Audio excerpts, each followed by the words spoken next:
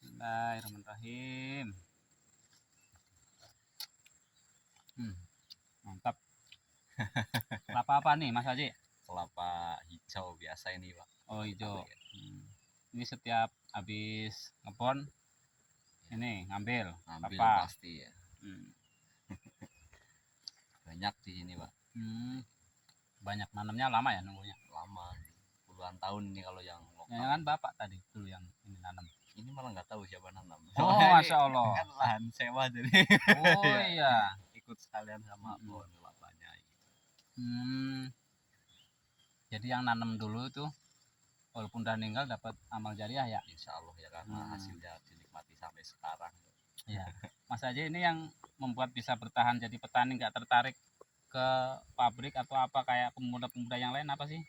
Ya satu karena emang pendidikanku nggak terlalu tinggi ya Pak, standar cuma SMA. Sebenarnya kalau mungkin kerja di pabrik bisa aja sih, tapi emang karakternya itu orangnya nggak suka diatur, dan dua emang agak suka kebebasan tapi nggak bebas-bebas amat gitu. Ya. Jadi memilih jadi tapi petani, bebas berekspresi ya. Dalam arti positif. Iya, karena kerja juga menurutku ini sih Pak, kerja kalau kurang suka gitu. Jadi dan selain itu saya juga miris sekali ke pertanian sekarang, karena anak petani pun sekarang jarang yang mau jadi petani.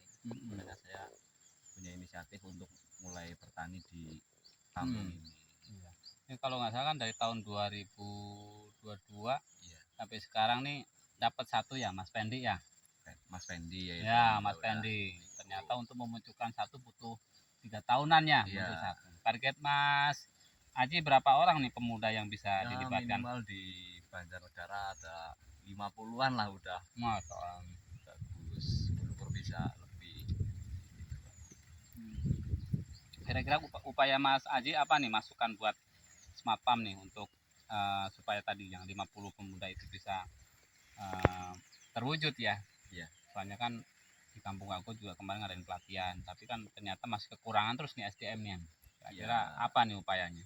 Upayanya tetap kita nggak boleh berhenti mengadakan pelatihan nih. Pasti dari pelatihan itu adalah nggak gagal 100%, pasti nggak mungkin, pasti ada yang bisa, dan bisanya itu diharapkan bisa bertumbuh dan bisa mengajak yang lainnya. Buktinya Aji ya. Nah, insya Allah ya, walaupun sedikit-sedikit itu bisa mengajak temennya lah untuk ikut mau di pertanian. Apa kira-kira nih motivasi buat para pemuda nih untuk tertarik ke petani, apa sih yang membuat supaya tertarik nih? Supaya tertarik ke pertanian, sebenarnya kalau petani itu kan bisa dibilang emang kotor dan kurang keren ya, tapi penghasilan juga kalau dinilai juga ternyata lumayan Pak Haji. Walaupun kelihatannya nggak seberapa, tapi insya Allah lumayan. Dan anak muda jangan takut kekurangan ketika teman-teman mau bertani, karena bertani itu ada banyak sekali modal usahanya, bisa di pemasarannya, bisa di produksinya. Nah kalau teman-teman yang muda ini lebih cocoknya itu kalau sekarang di pemasarannya, karena pemasaran itu cash flow-nya cepat, hasilnya lumayan, dan gak butuh waktu lama. Dan selain itu juga mereka diharapkan tetap mau menanam juga, karena petani itu pasti ya selain pemasaran juga harus menanam, biar mereka itu tahu jerih payahnya petani untuk menanam. Jadi misal mereka nanti bisa memasarkan, mereka tidak lupa ke petani kalau petani itu untuk memproduksinya itu sudah sangat susah sekali. Seperti itu, luar biasa. Ini salah satu contoh yang perlu dicontoh petani ya. Jadi ini lahan hampir setengah hektar, tadinya lahan tidur ya, lahan tidur isinya pohon semak belukar, sekarang udah rapi nih, bentuknya udah kencur, udah kayak apa ya, kayak kasur batin, kayak karpet ini kan.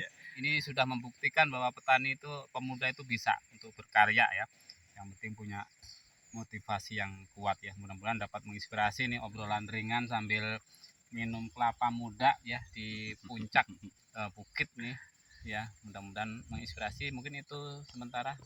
Semangat selalu, salam Smart Farm Academy. Assalamualaikum warahmatullahi wabarakatuh.